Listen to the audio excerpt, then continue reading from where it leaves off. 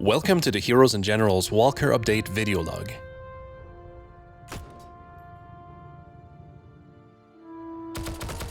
Let's start by immediately revealing one of the most anticipated weapons, the legendary German Sturmgewehr 44. The STG-44 is an assault rifle available for German infantrymen and is capable of switching between full auto and semi-auto firing mode. It can, like other weapons, be upgraded with special ammunition, sights, scopes, triggers, internals, and barrels. US infantrymen now have access to a converted M1-M2 carbine, which has a special modification that allows it to also shoot in full auto and semi-auto mode. And it can be upgraded in the same way as the STG-44. A few other weapons now also have the option to switch firing mode.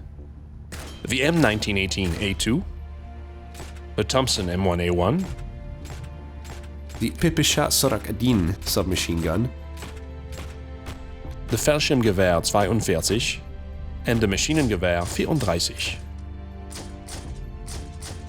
You switch between these two modes by pressing the key on your keyboard that equips the weapon, so in this case, you should press 1 to switch.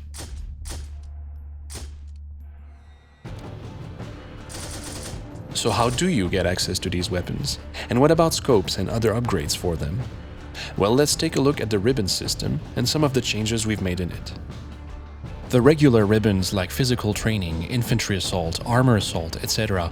unlock access to weapons, vehicles, combat badges, and other items.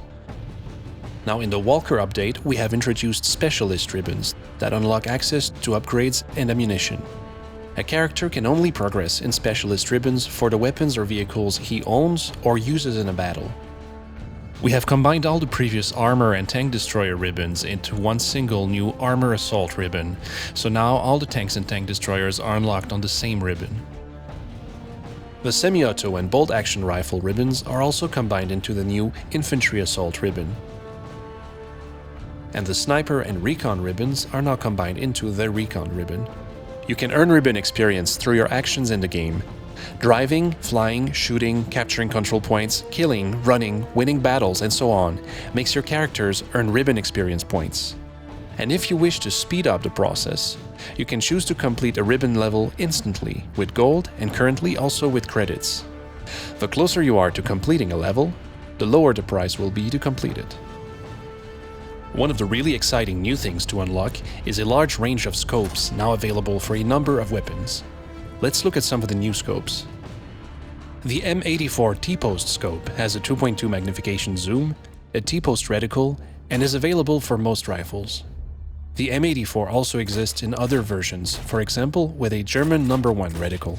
Infantrymen and paratroopers have access to a limited set of scopes for a few weapons, while recon soldiers have access to a much wider variety, like the Soviet PU Fine Cross scope with 3.5 magnification factor and a Fine Cross reticle, or the high zoom scopes like the ZS Zielacht Fine Cross with 8 times magnification factor and a Fine Cross reticle. One important thing to be aware of is that you can adjust the scope on a weapon either by using the spacebar for auto adjustment or by using the mouse wheel to manually increase or decrease the aiming distance. There are many more scopes than what we have shown here, and they're available as upgrades for semi-auto rifles, bolt-action rifles, carbines, assault rifles, and the FG-42. The availability depends on the character class.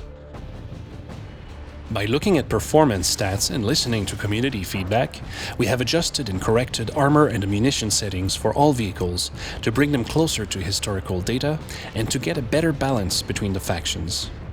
Let me give you a few examples. The ammunition for the Panzer IV is now a bit more powerful, while the firepower of the EZ-8 Sherman and the T-34-76 has been adjusted down to bring better balance to the medium tanks. Speed, acceleration and turn rate have been decreased a bit for the T-34-85, the IS-2 and the Su-85 to bring them in line with their counterparts in other factions, as well as closer to the authentic values. By popular demand, we have revisited the factory map and made a number of changes. The A line has a new access point which is more protected and closer to the action, and A2 now has more cover inside the capture zone.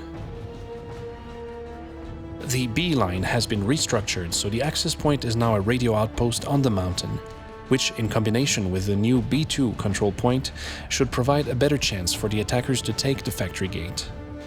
When you reach the factory halls, you will find that each capture zone has been extended to include the entire hall, allowing for more tactical capture gameplay.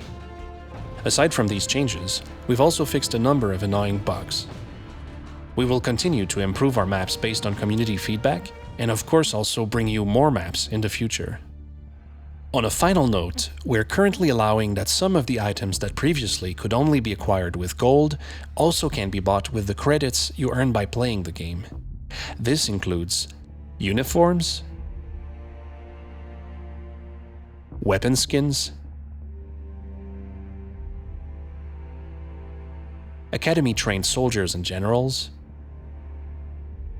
ribbon boosters, and veteran memberships. As you can see, the Walker update holds a massive amount of new things and changes, so go to our forum to view the full changelog. That's all for now.